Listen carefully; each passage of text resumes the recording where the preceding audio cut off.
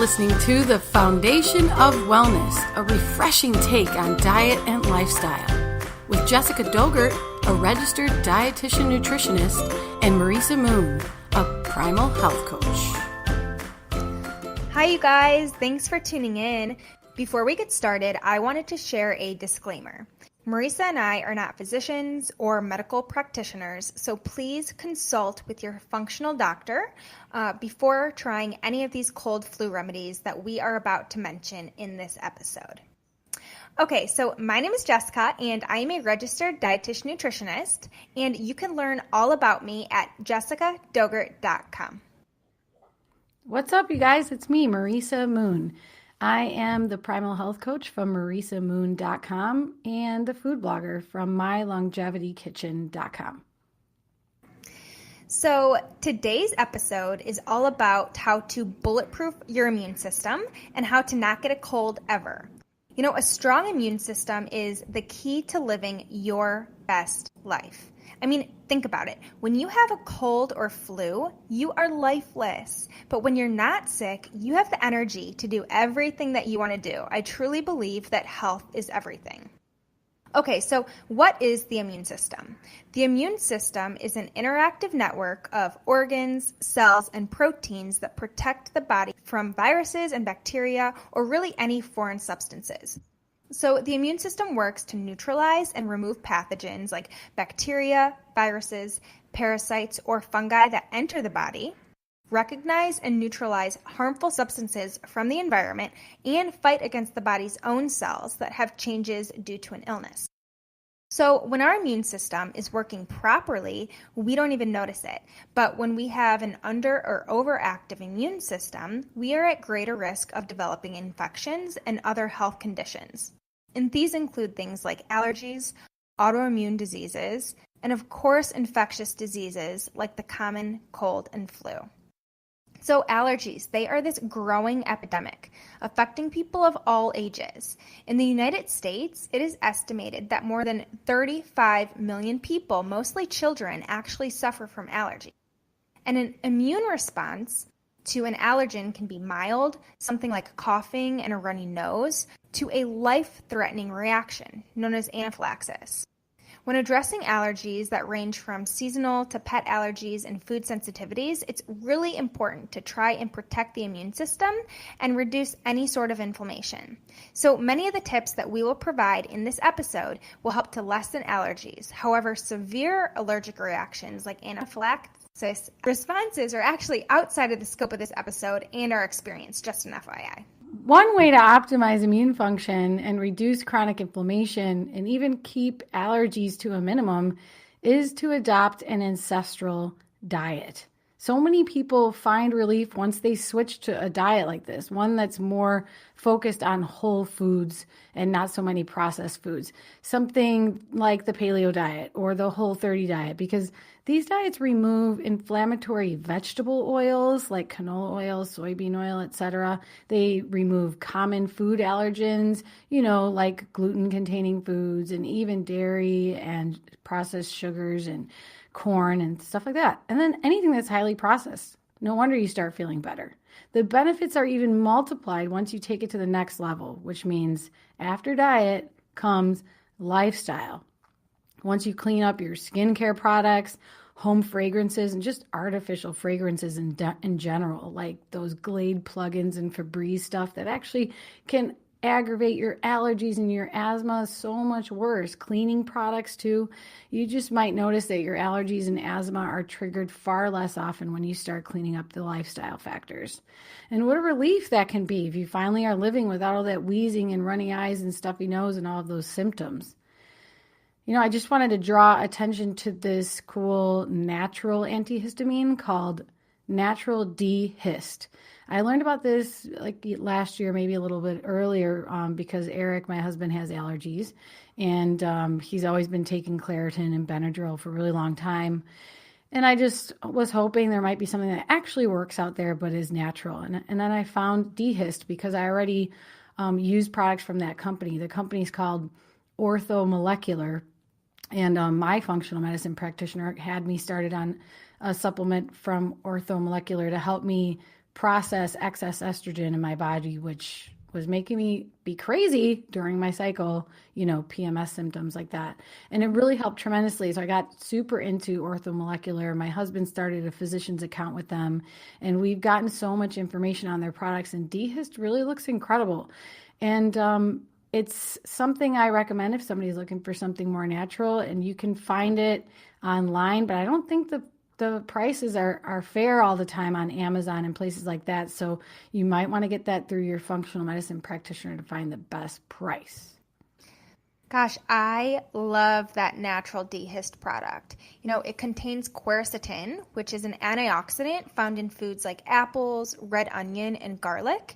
And quercetin can help decrease the release of histamine and calm the inflammatory response that triggers allergic reactions. It's really good stuff. So let's talk a little bit about autoimmune diseases. Autoimmune diseases cause your immune system to attack your own body's cells and tissues in response to just an unknown trigger. And autoimmune diseases are more common than you think. It's 80 million people that are living with an autoimmune disease today. I mean, that number is astonishing. And examples of autoimmune diseases include rheumatoid arthritis, lupus, inflammatory bowel disease, multiple sclerosis, type 1 diabetes, paralysis, Graves' disease, which is overactive thyroid, and Hashimoto's, which is an underactive thyroid. I think you meant psoriasis, right? And the 80 million people are actually just Americans. So who knows how many is in the entire human population? That's a lot just for America. It's crazy. Your first line of defense should be addressing your leaky gut and removing foods that damage the gut. So listen to episodes 4 and 5 as we chat Get Your Gut Healthy and gut healing supplements. And also listen to episode 10 to learn all about an elimination diet called the Autoimmune Protocol. So next up, what about the common cold? Colds are caused by any of the more than 200 viruses that infect our upper respiratory tract. So as we all know, colds are spread through the air, by sneezing and coughing or by contact with something or someone that's contaminated. And when we're exposed to the virus enough and it triggers symptoms, then our mucous membranes in our throat become swollen, the same membranes in our nose, and this increases mucus production as a response to help us to beat it. That's why we experience congestion, sneezing, coughing, sore throat, and generally low energy and just those bad vibes. These are expressions of our body trying to fight the virus and also to remind us that we need to slow down and rest.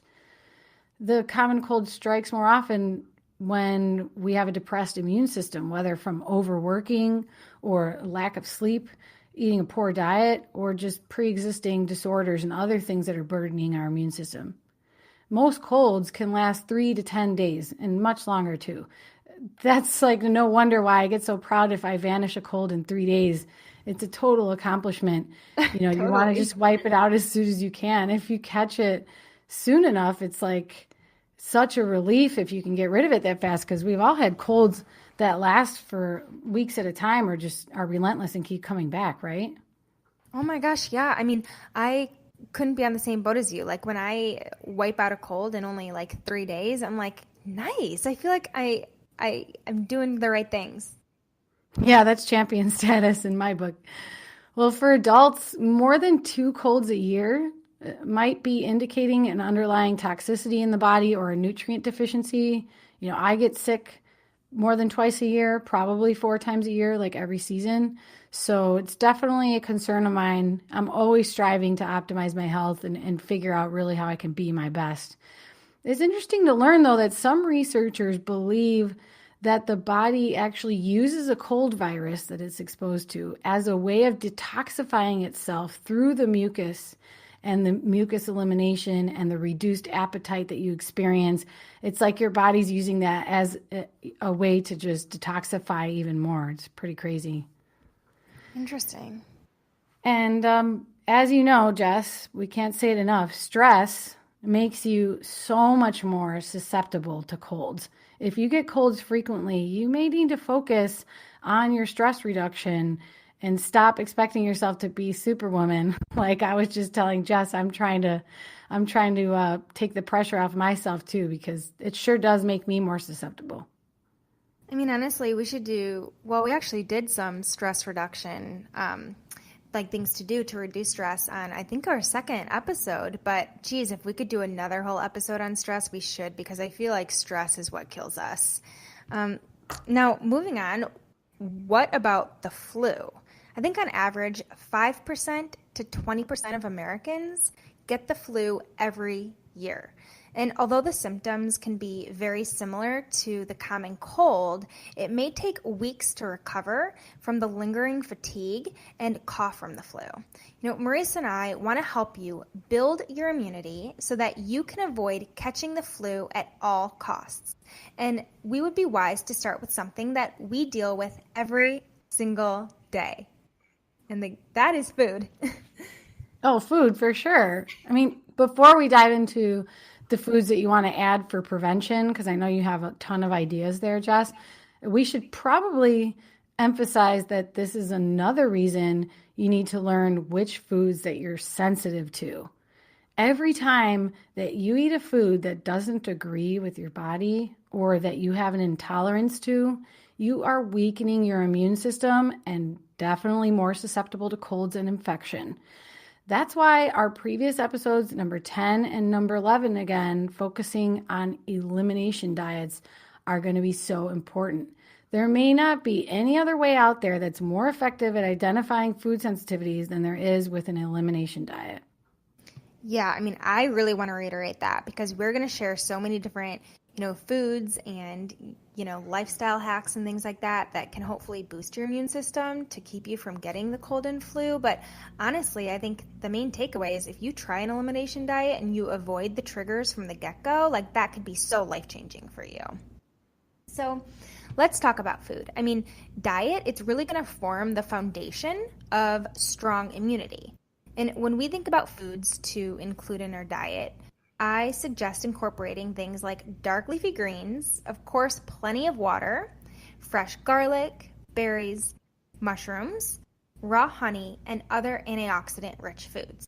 So let me spotlight garlic. Raw garlic is a strong antiviral, antibacterial, antiparasitic, and antifungal that gives your immune system a boost so you can get rid of your cold stat. And some say that a clove a day may keep the doctor away.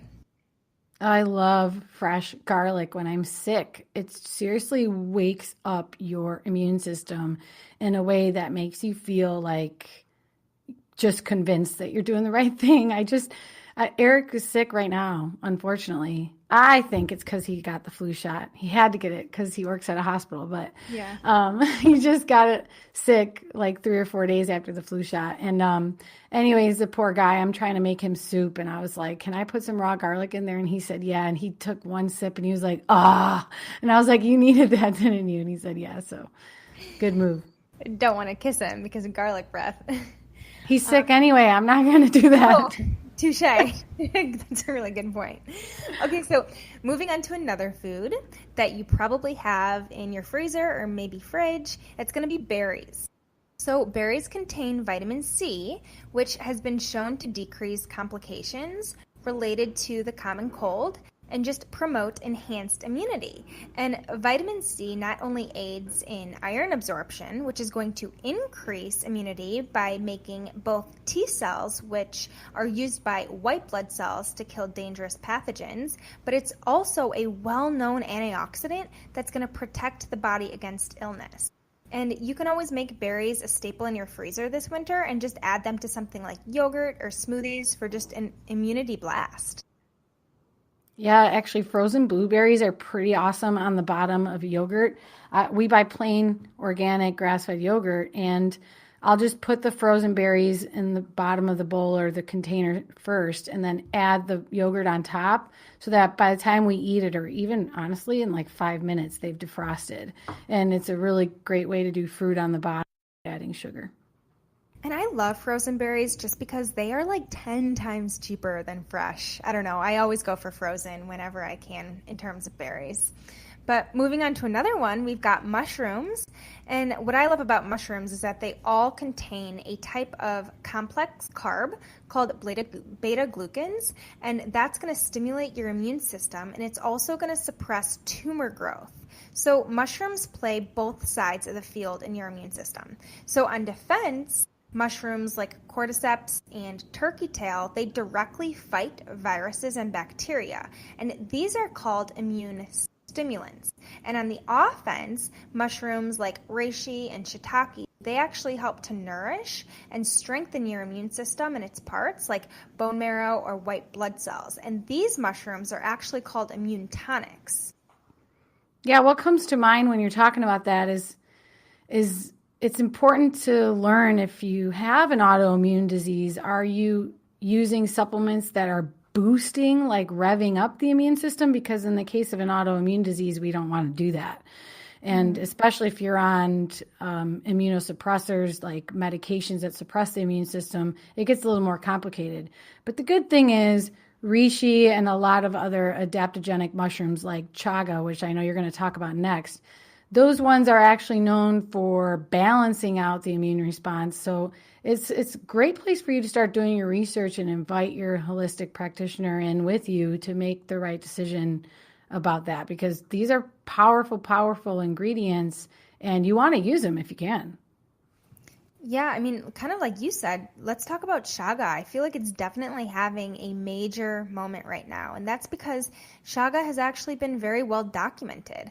A lot of studies are finding that chaga works as an adaptogen, meaning that it's going to help the body, especially the immune system, regulate itself during times of stress. And we all know, like we kind of just talked about, stress is a special way of just running us down and just help facilitate entry into our bodies for viruses like the cold and flu. I love for a Sigmatic brand, the chaga powder. I literally just add it to warm water and I'll sip it plain, or I'll add maybe like a little bit of coconut cream and maybe raw cacao powder in there to make it kind of resemble like a hot chocolate. Great idea. I know, that's really good. And chaga kind of tastes like a regular black tea or something, but it's not caffeinated. So if you want to buy just the plain chaga powder by the bag full, you can steep it at home and just keep it in your fridge, drink it hot or cold. So there's a lot of ways you can incorporate chaga. Good stuff. Yeah. So let's talk about raw honey, and especially Manuka honey. So you've likely dropped a spoonful or two of honey into your tea when you're feeling under the weather.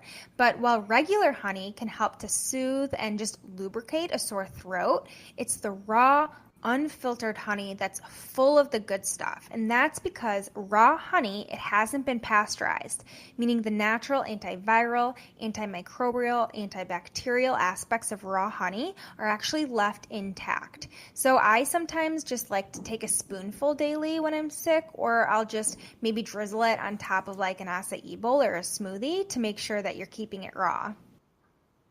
Yeah, that's what we actually drizzle on top of our plain yogurt. That's kind of the exception that we make, because there's really no other way that we get raw honey in our diet, because we're pretty low sugar, all around. But it's so good for the immune system to get the micro exposures to those local pollens, especially if it's raw local honey. And then you're also getting so many enzymes and B vitamins and C vitamins that you can't really get in those types of quantities or in that type of composition like you can get from raw honey. It's pretty exceptional. Yeah. I mean, talking about honey and sugar, in addition to eating garlic and berries and mushrooms and that raw honey, I feel like we cannot wrap this up without emphasizing how important it is to just eat less sugar. Sugar is going to zap the immune system. You want to take a listen to episodes 6 and 7 to really learn all the damage that sugar is doing to your body and in your life, but also to just learn all of the tips for cutting back on sugar. And here are 5 new tips to get you started. So first, you're going to want to clean. You want to start removing all of the sweet treats and get temptation 100% out of sight. And I feel like if you want something sweet, just enjoy it outside of the house in a fun social situation. So never at home and never alone. And another thing that you can do is focus on meals. So you can eat balanced meals on schedule because hungry people are going to crave immediate relief, which basically just means sugar. So don't fall into the trap of cutting out things like grains like a quinoa and fruit because you need those natural sugars to just prevent craving all that refined processed junk. Another thing that I like to do is drink tea. So after meals, I really believe that we crave this taste transition from things like savory to sweet. So just brew yourself a cup of like a dessert flavored or like peppermint tea. They have so many dessert flavored teas on the market, like a gingerbread or something or like an apple cinnamon spice. So something like that could be really beneficial for you. Another thing that you want to focus on is hormones. So things like exercise and sleep and recovery. I mean, these things are going to help to just boost your feel-good hormones. So you really don't have to rely on sugar to make you happy. And then last but not least is going to be flavor. You want to actually eat plenty of flavors that are opposite of sweet. So think about sour and bitter. So you want to enjoy lots of like hot lemon water and vinegar on salads, and then bitter leafy greens like kale and collards. That's a lot of awesome tips, Jess. Good job putting that together because I never even thought of flavor. Yeah, good job. I think that's really cool. Yeah, so there are several other powerful ways to just keep your immune system strong that actually have nothing to do with diet. And one of those categories is going to be lifestyle. I mean, you want to invest time in basic self-care to just set your immune system up for success. So you want to wash your hands and you want to meditate and you want to get a good 7+ hours of sleep per night. And you do want to exercise most days. Talking about meditation, I don't really have like a meditation practice, but sometimes just inhaling and exhaling for like 16 seconds to feel more present and less frazzled is really all that it takes. Yeah, you're pretty good about doing things on a regular basis, like developing a routine, but there's so many of us that have a hard time with consistency or routine. So when you think about it, Jessica just mentioned so many things that come together to create lifestyle and basic self-care practices. We're talking about everything from just keeping your hands clean from all the germs being spread around you to getting 7+ hours of sleep and then exercising and meditating. I know so many of us struggle to even do 2 out of 5 of those, but if you think about it, when you start looking inward or you start looking at your life, which thing is getting neglected the most. I'm sure if your brain is just going like crazy and you're feeling constantly frazzled, you have severe anxiety, you can't sleep because you have racing thoughts, then meditation is probably for you. Now, if you're someone that's already exercising like crazy 6-7 days a week and you're hardly getting enough sleep, maybe you're putting too much emphasis on exercise and you're actually burning yourself out and you're not recovering, which is so important to really keep a strong immune system and prevent illness. So think about what your life is like right now and where you are really neglecting your lifestyle and start there.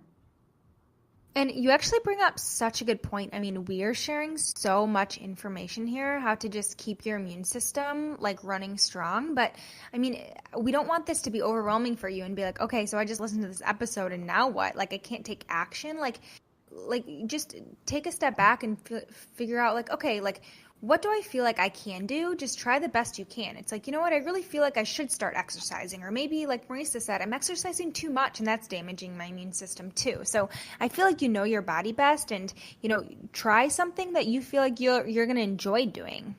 So speaking about exercise, actually, a 2018 human study published in Aging Cell revealed that high levels of physical activity and exercise actually improve the immune system. So this was found in adults aged 55 through 79, and that's compared to those in the same age group, to those who are just physically inactive. But another thing that you can do is take a detox bath to just soothe your cold symptoms. I mean, who doesn't like to take a bath? I feel like when you have a cold, soaking in the tub just makes you feel like 100% better instantly. I really think that like the warm water is going to relax those stiff muscles, while all of that moist air opens up congested sinuses and just calms coughing. And adding things like essential oils and bentonite clay can actually work wonders for the immune system.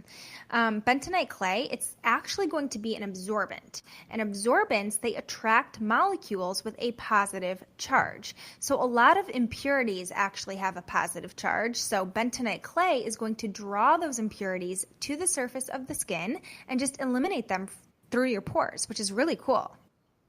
Yeah, it's so huge in skincare for a long time now because it's been used throughout ancient history to help with poisonous stings and things to draw them out of the skin, but also used to beautify and detoxify the skin.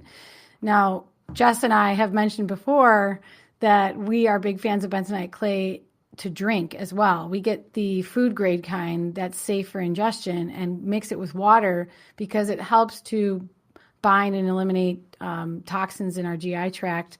And our healthy microbiome bacteria really love bentonite clay, so it's good for us. Yeah, the juice bar that I work at, High Vibes, sells a bentonite clay shot, and every time I take it, I mean, I'm not just saying this, I truly feel better. Like, I have more mental clarity. I just feel a little bit more energized. I really love bentonite clay. But it's cool because you could add that to your bath. But another thing that you can also add to your bath is going to be essential oils. So they're just a fantastic addition when you're really looking to just get rid of a cold. And I think my favorites are going to be things like eucalyptus and lemon and lavender. So eucalyptus is going to just open up like a stuffed nose, whereas lemon is going to boost the immune system, and then you have lavender, which is just so relaxing. Good idea. And you, even if you're not going to take a bath, you can put it in the palm of your hands or on your wrist and just inhale it while you're in a hot shower, or you can do the old trick where you put a hot boiling, like steeping bowl of water, add some drops of there and put a towel over your head and just inhale the steam. Oh, so smart. Okay, so let's talk about supplements a little bit. You know, I think add-ons like supplements, they're just going to give you a competitive edge at the first sign of a cold flu. And you don't have to take these all the time, but just stock your cabinet with things like black elderberry syrup, zinc, vitamin D, and oil of oregano. So first I want to talk about elderberry. So several studies actually indicate that elderberry has the power to boost the immune system, especially because it's been proven to help treat the symptoms of common cold and flu. So a study published in the Journal of International Medical Research found that when elderberry was used within the first 48 hours of onset of symptoms, the extract reduced the duration of the flu, with symptoms being relieved on average of 4 days earlier. That's awesome. I've actually never tried elderberry. Have you? Yeah, I have. You know, whenever I go to Whole Foods and I'm in the supplement section, there is a huge section on elderberry. And I think that's kind of like how I notice it so much. And then I took it one time when I was sick in addition to oil of oregano, and I feel like it worked wonders. I don't know if it's just like a placebo, but it worked for me. I bet there's a lot of cheap imitators there, so don't just get all excited and buy a bottle of elderberry syrup without looking at the ingredient list. You don't want something that's made with corn syrup or sugar or anything other than really reduced elderberry juice, because I'm sure that's how they should be making the syrup. I'd have to look into it more, but just be on the lookout because you don't want any of the cheap stuff. Spend the extra money. I'm sure the bottle will last a long time in your fridge, and it's totally worth it. Otherwise, get something like capsules or lozenges or something that's, a little more economical. You bring up such a good point. I mean, if you think about it, I bet a lot of the syrups on the market do have added cane sugar, and it's kind of like we just talked about. I mean, sugar is no good for your immune system, so it's kind of like a double sword. It's like you're giving it a little bit of good, but a whole lot of bad too. So that's a really good point, Marisa. Moving on to another supplement, I really like zinc because your immune system and energy production, which your cells need when you're fighting something, really depend on just an adequate supply of zinc. And moving on to vitamin D is actually probably the most important nutrient to supplement for everyone who doesn't live in the tropics. So according to Dave Asprey, vitamin D supports cytotoxic T cells, otherwise known as the killer cells. And these cells just hang around the body waiting for the immune system to signal them into action. So once the immune system is underway, or the immune response is underway, they search for and just destroy invaders, which is so cool. So vitamin D has a key role in the signaling mechanism. So many of us live in cooler climates. I mean, in fact, most people do. And we're walking around deficient in vitamin D, and we really have no idea. And then we don't have any idea how many different processes vitamin D is, responsible for or participating in to keep a healthy body. And it could be wreaking havoc in so many ways if we're not being sure to supplement with vitamin D. I wonder sometimes if my level is optimal because I haven't gotten it tested in well over a year. I think it's something you're supposed to test every year. Yeah, and I mean, we could be doing all the right things. Like we could maybe be taking a vitamin D supplement, but we need more than like 100% of our daily value. I mean, it's so important for not only our immune system, but things like our metabolism and our bones, and I think especially our mood. I think living in, cold climates, like it's just vitamin D could be such a mood booster for you too. Moving on to one of my favorite supplements, I really, really love oil of oregano. So it's going to be known for its healing and immune boosting properties. It actually fights infections naturally due to its antifungal, antibacterial, antiviral, and antiparasitic compounds. So a 2016 study published in Critical Reviews in Food Science and Nutrition found that the main compounds in oregano that are actually responsible for its antimicrobial activity include, I don't know if I'm going to say this right, carvacol and thymol. I hope I said that right, Marisa, but I like to add oil of oregano to bone broth, or I simply just add a few drops under my tongue when I feel like I'm catching a cold. Well, I don't know what kind of oil oregano you use. It's probably diluted because you usually cannot put oil of oregano under your tongue or touch it to your skin without burning yourself. It's so intensely strong. So the kind of essential oil that I buy is just straight oregano essential oil. Now, Jess keeps saying oil of oregano, so that's probably the big difference. It's oregano essential oil being carried in oil that makes up the base. Like, for instance, I make one at home with avocado oil. So it might be a dropper bottle full of base oil that's neutral, like avocado oil, and then the oregano extract or oregano essential oil is added in small quantities. Otherwise, you would literally burn your skin or your tongue or your lips. I've done it before, trust me, because it's too concentrated. So that's something to keep an eye out for. And like I said, I take the essential oil and add it to my own dropper bottle because we take it so regularly. So I just fill up the bottle with avocado oil. I add however many drops of oregano oil that it takes to where I can taste it whenever I take a dropper full of it, or I just want it to sting just slightly, and that's how I know it's going to work. Yeah, I do feel like it's good stuff when it's pretty potent. The oil of oregano that I take, it's in a base of, I believe it's olive oil. I think it's just the 365 brand, but yeah, it's definitely diluted. So it's not, I think I would know if it was like, yeah. Well, I just figured I would point that out because I've only ever had the essential oil, and I guess there's going to be people on both sides. There's going to be people that find the one that you found, and there's going to be people that find the one I find. So it's better to know the difference, right? Yeah, definitely. Okay, so moving on to supplements, I kind of wanted to focus on the outer body a little bit. So when you think about it, things like dry, cracked skin, it actually allows for germs to get in. So you want to actually moisturize your hands and your lips, and you also want to use eye drops. Also, you can use a neti pot, and you could gargle with things like salt water to just help flush germs out. And I really want to focus on the gut too, in addition to the outer body. I feel like it's estimated that 70% of our immune system is actually in our gut. So you want to drink things like fresh ginger tea. You want to sip on bone broth. You want to take a probiotic supplement. You want to eat things like kefir or unpasteurized sauerkraut. those are all very important things to add. If you are already sick, especially, drinking ginger tea and bone broth is going to be like the answer to all your prayers. It just totally is the right thing to do. And I think that including probiotics is so important.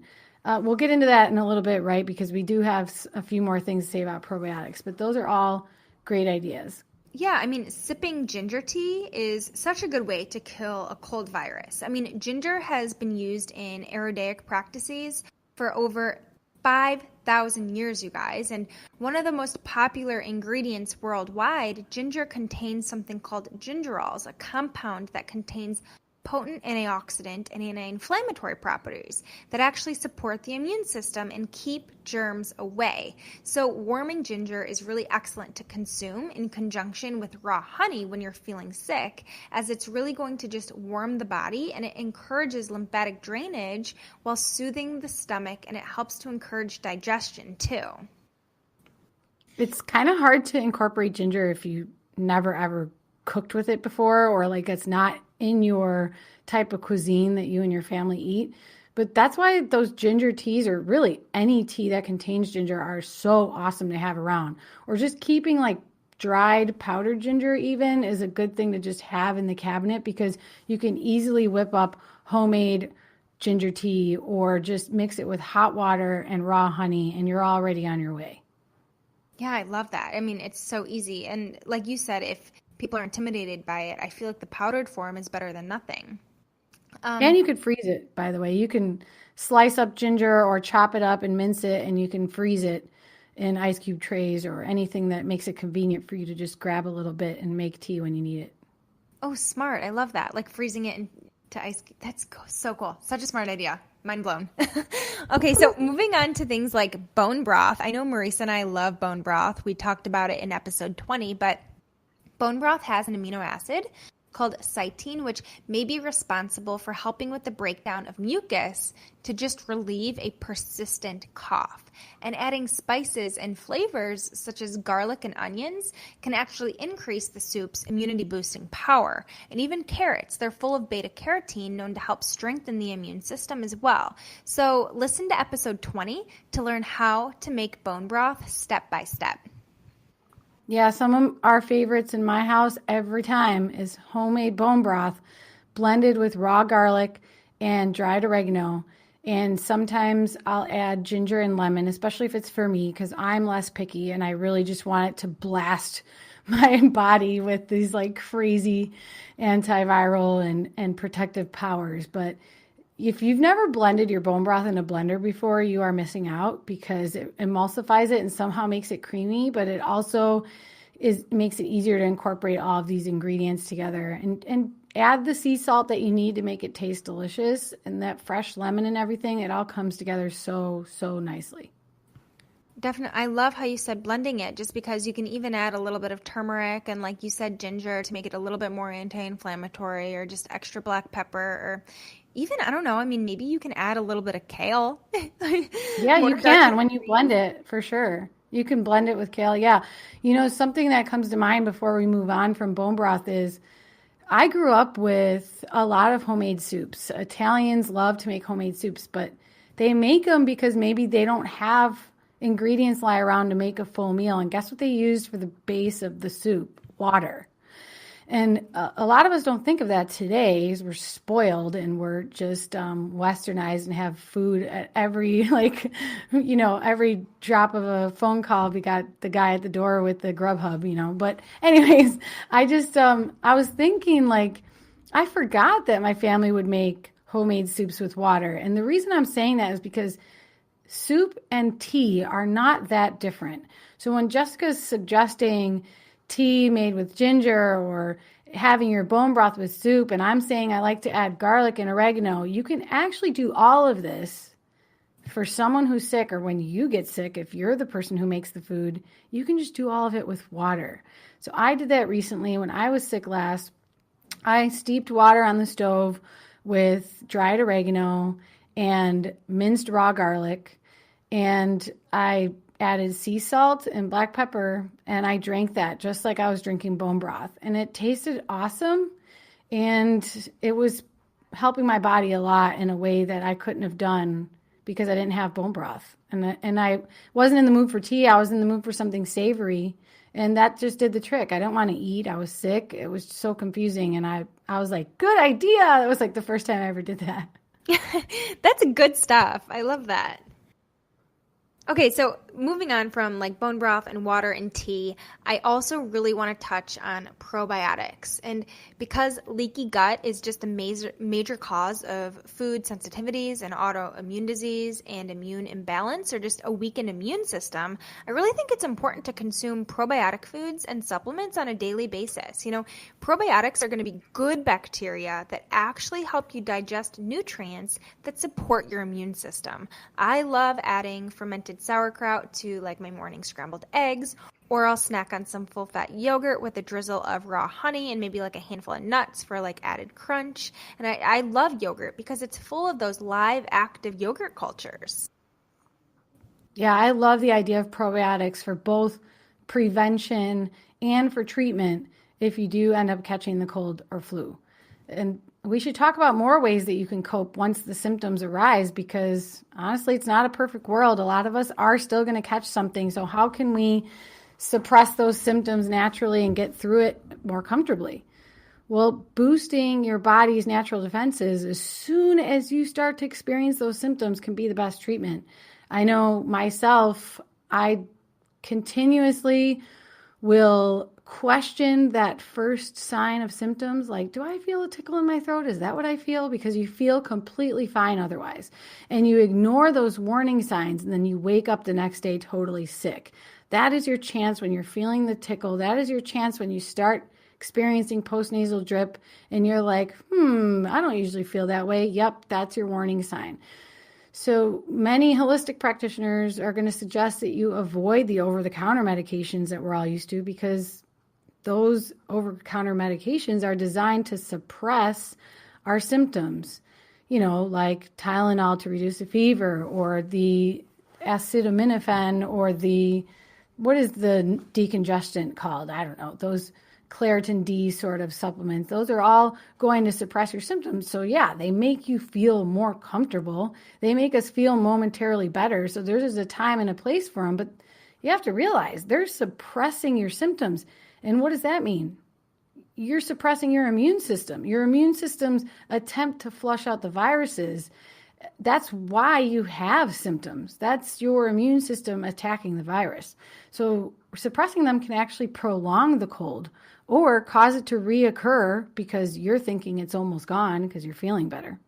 Mm-hmm. Personally, that's what I think. I think it makes it last longer because we're not listening to the cries of our body. We're not resting and surrendering to the cold or flu because we feel artificially better.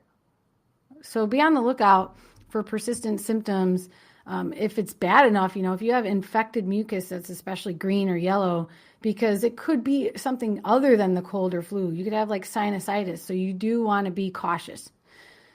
So another thing to do that we don't hear often enough when we get sick is to take it easy on our diet, our food intake when you're feeling sick or run down. There's actually a reason why we get a decreased appetite. You want your body to focus on fighting the infection or healing instead of focusing on digestion.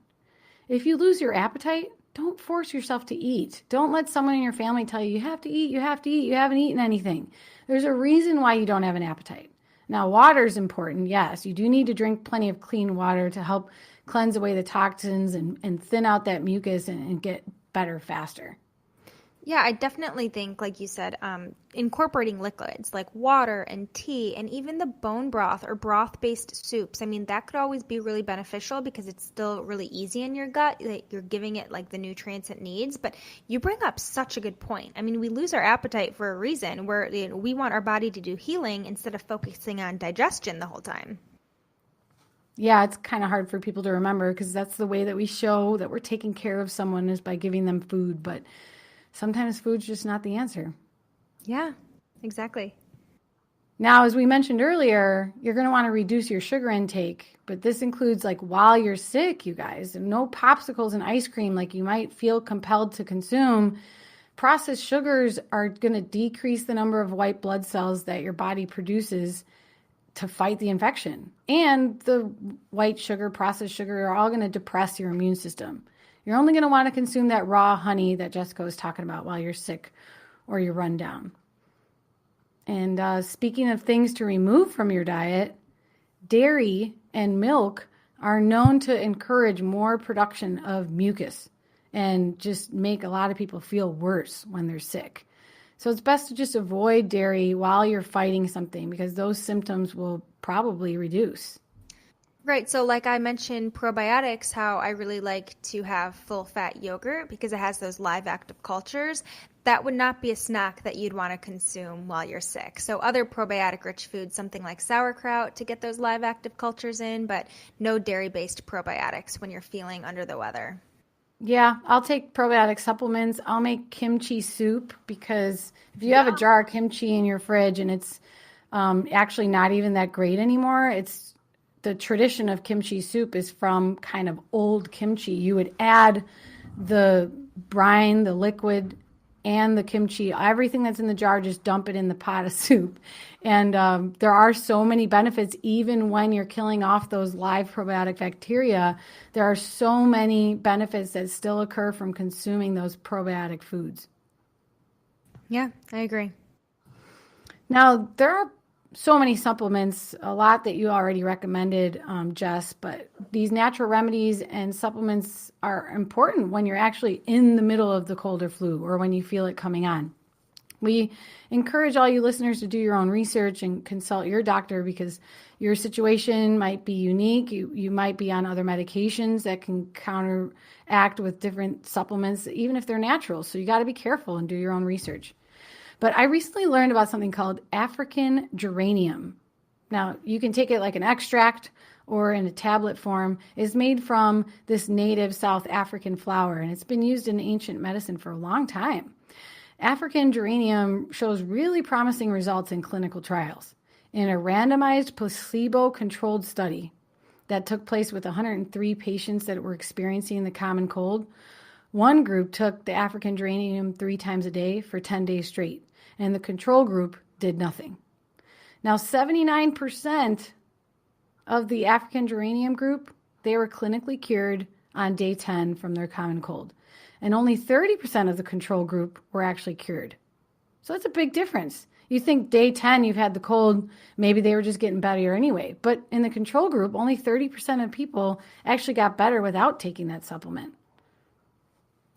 That's a huge difference. I just love, to be completely honest with you, I've actually never heard of this African geranium, but it's really intriguing to me now just because just to see that much of a difference and how much it can help people. Like, I feel like if you're sick and you're not feeling well and you have low energy and you want to, be back to life in no time, like, I don't know, consulting with your doctor and seeing if this is an option for you. It's like, why not? Why not be better after 10 days versus not?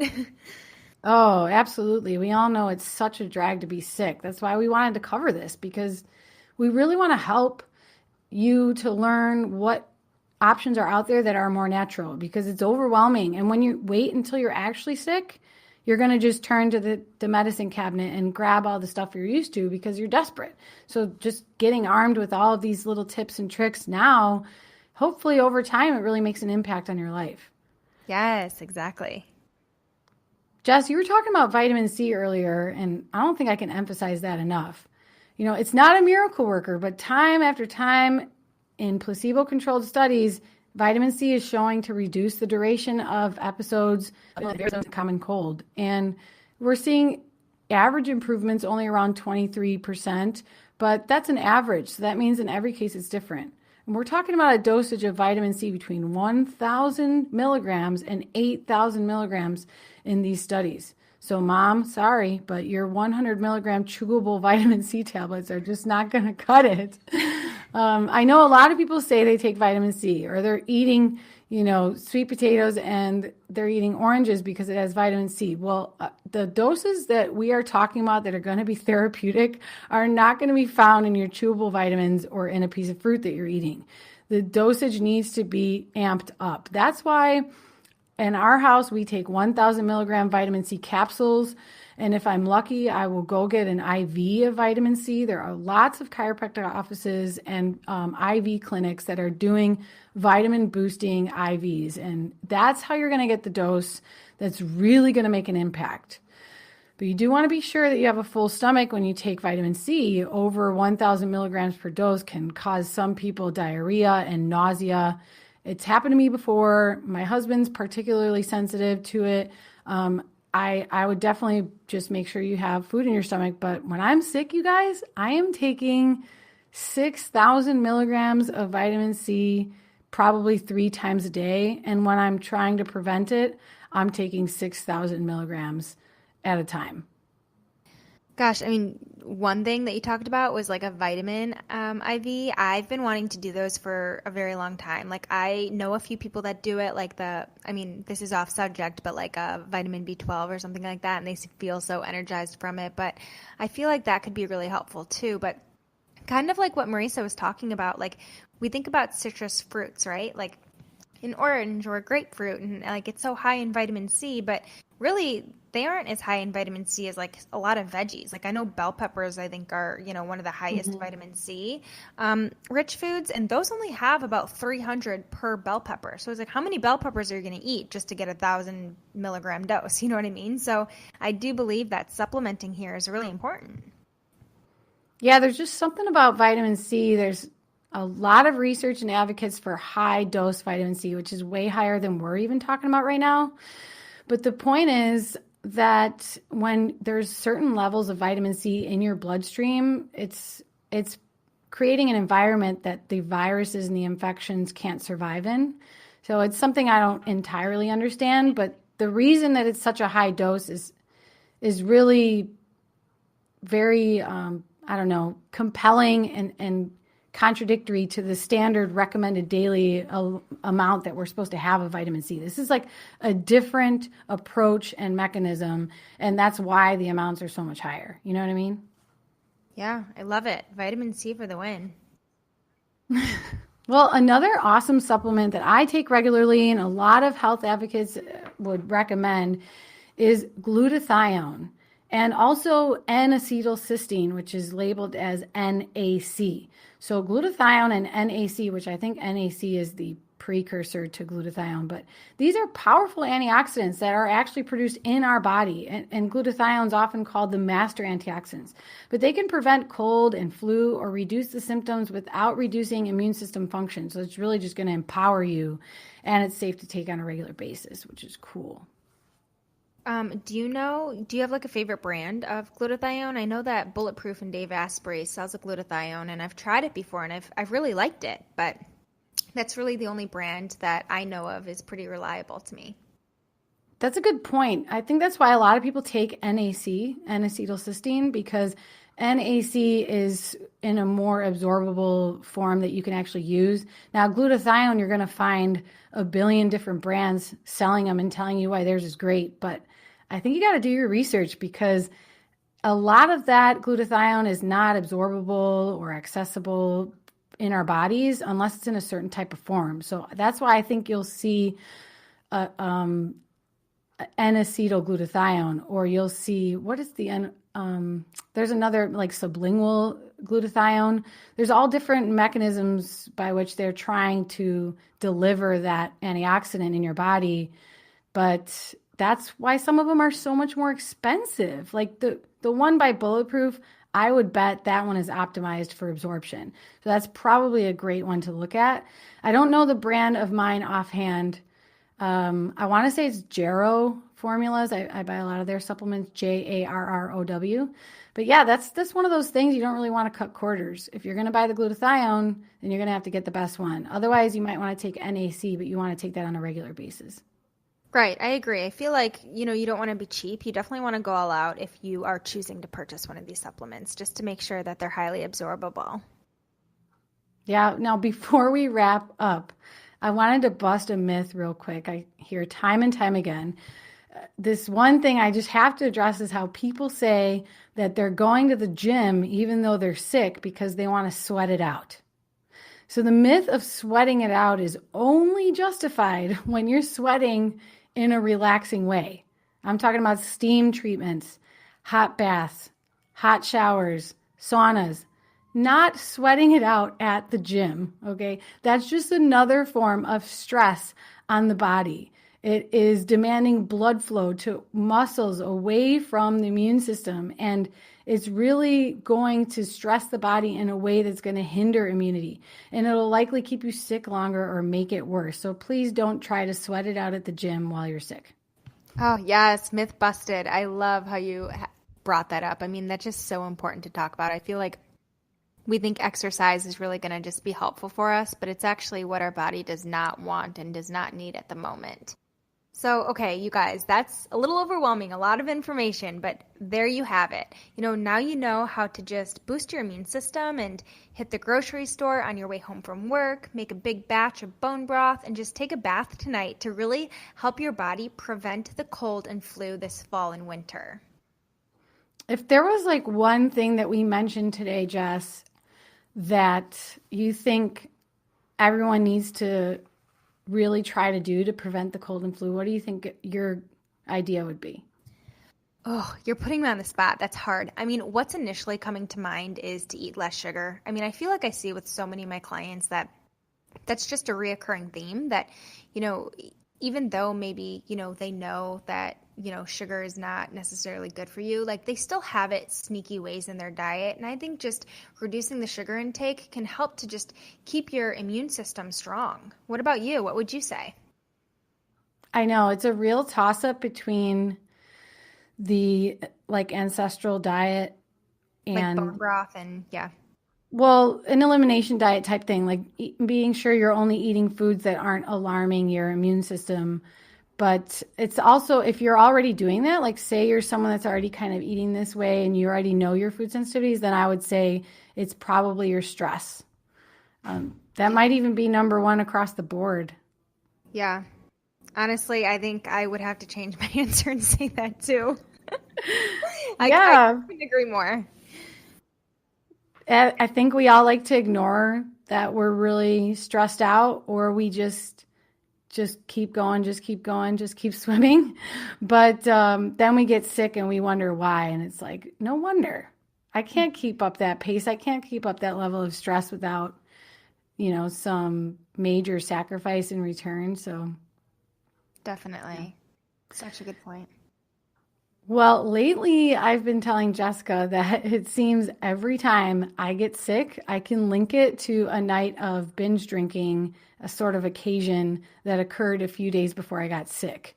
So I don't drink much alcohol these days at all for a lot of reasons, but it's a lot easier now because I'm not a bartender anymore. I was a bartender as my full-time career, really from the time I was 22 all the way to the time I was 34. But I feel like crap the next day when I drink. So now that I'm not a bartender, just feeling like crap and getting hangovers in my 30s has helped me to easily just cut drinking out of my life. I never had a problem, but I drank more than the average person. And in the last, couple of times I've gotten sick, I've realized, well, geez, I'm not drinking much anymore. So it's easy to see that pattern. Like, hey, when I do actually drink and really party with my friends, like go to a celebration with people I really love. It's one of my best friend's birthday, and we just, try and live like we're young again. And it's called binge drinking when you're just drinking a lot in a short period of time.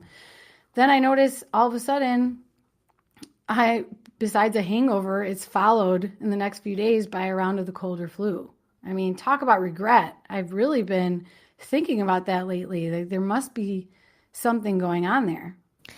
I kind of want to interrupt you really quick because, Nick, the owner of High Vibe, the juice boss, he is actually doing Sober October just in honor of, November and December coming up. And I mean, 'tis the season. I feel like during the holidays is when a lot of people drink so much more. So he kind of just wanted to stay low for just the month of October. But it kind of got me thinking, I mean, I don't drink really hardly at all, but I this just past weekend, I was thinking about, okay, sober October, like I want to see if I could do this too. And how many like random invites that you're invited to, hey, like, do you want to go watch the Purdue game? Or, I got invited to this, like, the CEO of Charge, her birthday party at like Soho House. It's like, it's crazy to think how many social events are tied to drinking. Absolutely. That's why it's really been a huge life change for me to not drink anytime in between there, because there's always going to be something where I'm drinking. I love just having that space in between so that I don't overdo it. It's so easy to overdo. Yeah. But this experience I've been having about getting sick and linking it to me drinking prompted me to look up alcohol's effect on our immune system just for today's episode. So it turns out that alcohol disrupts different immune system pathways and disrupts our optimal immune functioning. So it impairs our body's ability to defend against infection and systemic inflammation. So I'm not crazy. And it's funny, I went to my neighbor's house, and this probably twice in about a month that I was going to their house for a party. And when the kids are asleep, they like to let loose. And I was telling my friend that I can't do any shots this time because last time I got sick. And I was like, and I don't mean sick like nauseated or hungover. I mean, I caught a cold a few days later. And he's like, oh, it's probably just a coincidence, don't you think? Come on, you can't tie it to the drinking. And I'm like, I don't know. Yes, you can. And now I'm reading this stuff. I'm like, okay, there really is some serious evidence that our immune system is dramatically impaired when we're drinking. So let me continue and I'll explain more. Mm-hmm. So guess where the problem begins? It begins in our gut. Our GI system is typically the first point of contact when we're drinking alcohol because it's going to pass there through the body, and it's inside our GI tract where alcohol is absorbed into the bloodstream. Now, this is not good for the gut. It breaks down the integrity of our gut lining and contributes to a leaky gut, and it alters the gut microbiome in a way that disrupts normal gut function and immunity. As we know, a lot of our immune system is in the gut, right, Jess? Yeah, 70% to be exact. Wow. Well, now alcohol consumption doesn't have to be chronic to have these negative health consequences I'm talking about. In fact, research shows that brief episodes of binge drinking, like the one that I was telling you about, this affects the immune system in a really big way that's measurable. So in a study led by a researcher at Loyola University Chicago School of Medicine, 8 women and 7 men with the average age of around 27 years old, they were asked to drink 4 or 5 shots of vodka depending on the person's weight. And 20 minutes after reaching their highest point of intoxication, their immune systems revved up. They tested their blood to measure different immunity components. But then when the scientists measured their blood again after 2 hours after drinking and 5 hours after drinking, their immune systems had become less active than they were when they were sober. So 5 hours after you're drinking, when you're pretty much clear from the blood alcohol content that makes it illegal to drive, for instance, we're still seeing that your immune system is less active than it was when you were sober. The study found that this happens after just 1 episode of binge drinking. That's crazy. You know what, though, when I think about, okay, like when you binge drink, I feel like it's kind of like a ripple effect of like, not only are you drinking poisonous alcohol, but like you're also consuming probably like not the best food choices as well. So it's really just like a double whammy. Yeah, that's true. And we're not usually at our house when we're binge drinking. So we're out in public and there's just so many more germs, and we just make stupid decisions like with drinking out of everybody's glasses, and we leave our drink somewhere and we don't even care if somebody drank out of it. It's just like so many bad choices. So true. It's so true. Well, one of the related experts remarked on that study by saying the idea that one single episode of binge drinking can cause such a significant disruption in our immunity is something that we should take to the public and show them that there are harms even for those who don't consider themselves problem drinkers. So to me, that was like major verification that I got to be careful. I can't drink like I used to, and I don't want to be honest. It's like I want to enjoy myself and have a few drinks. I don't think there's anything wrong with really moderate drinking, like having a few drinks, but am I willing to take the chance and totally impair my immune system and pay for it for an entire week or more afterwards? I don't think I'm really willing to do that. Honestly, I feel like not enough of us really think about that. Just the fact that alcohol and just binge drinking can actually worsen our immune system. If you are getting sick a lot, you do kind of want to think about how many drinks am I consuming on a weekly basis? Is like 2 or 3, maybe that's fine, but am I binge drinking 5, 6, 7 drinks on a night? Like that could really be damaging to my immune system. So you guys, we've provided you with so many ideas and tips to just treat and prevent the cold and flu this fall. So we hoped that you are primed and you are ready. And we hope you take this advice and just go full force with it. Yeah, Jess, thanks for all the awesome tips. And to everybody out there, feel free to leave us a review or reach out to us. We actually want to talk to you. Come to our Facebook page. It's called the Foundation of Wellness Podcast, and start a conversation. Leave us a message in Messenger, or you can even join my Facebook group. It's called the Traditional Foods, Diet, and Lifestyle. And share this episode with a friend, because we all need some tips to prevent the cold and flu, right? Right. Have a good day, guys. Bye. Bye.